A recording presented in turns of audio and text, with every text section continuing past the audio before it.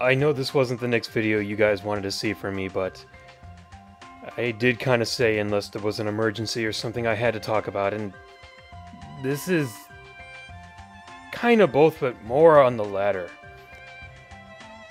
I'm not even scripting this one. I just want to do this one off the top of my head. I'm sure many of you have already heard about the news that Nintendo president Satoru Iwata had passed away from the bile duct growth. And I think that's going to affect a lot of us Nintendo fans and maybe a couple of other video game enthusiasts in general. I would have liked to have paid more of an honor and done a list of like favorite games that he had worked on, but unfortunately I just don't have the knowledge of what exactly he contributed. There is a website that I'm looking at right now.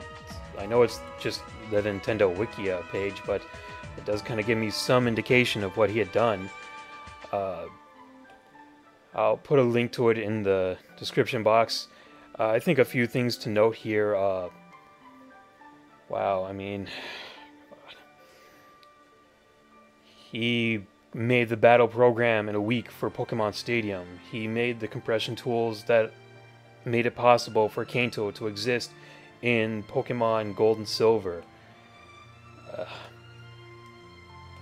You know, he was one of the head designers or the head programmer of Earthbound and on so many Kirby games.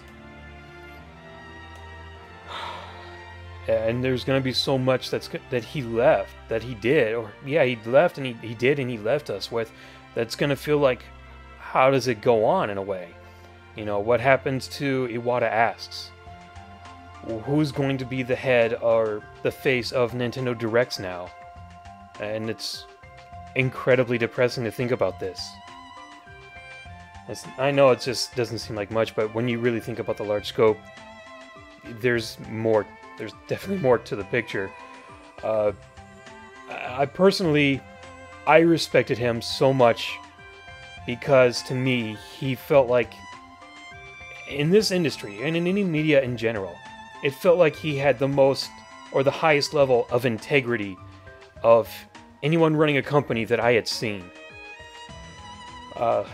Last year I had brought up that he, in the other favorite Easter eggs list, that he took a paycheck or a pay cut from his own paycheck instead of firing other people, and that just tells me he took the responsibility. He was a real leader.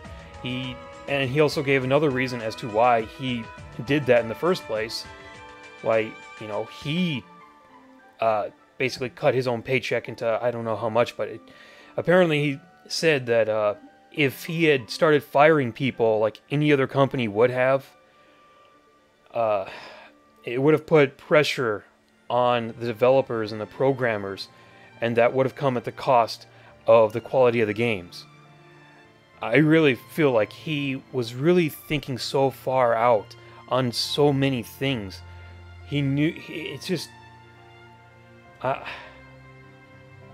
I feel kind of bad in the sense of who's going to fill in his shoes, because I'm really hoping you have the strength that he did to carry on that level of integrity, which apparently seems so almost non-existent in this industry. I'd like to be proven wrong. I'd like to know if other companies in the gaming industry who have done that sort of thing. And it's not just that, but he led Nintendo through so much. And it also pains me a bit to see that he's not going to be able to see any of his newest endeavors come to fruition. We're not going to see, or he's not going to see, I'm sorry to say, the Nintendo amusement park attractions that are going to be at Universal. He's not going to see the quality of life and how that turns out, whenever that turned out. I mean, it's no wonder he was trying to start up something like that. It wouldn't have just helped him. It would have helped out so many other people around the world, and I hope to really see what it does. You know, he's not gonna see how the NX is gonna turn out. It feels like there's so much left undone. And it's going to be hard to see how it's hard to think about what they can do to take care of that right now.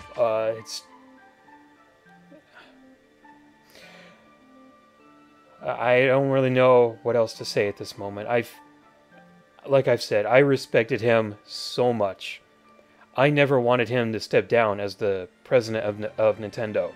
I did want a few things changed. Just to be fair, I did want that, but I never wanted him to step down.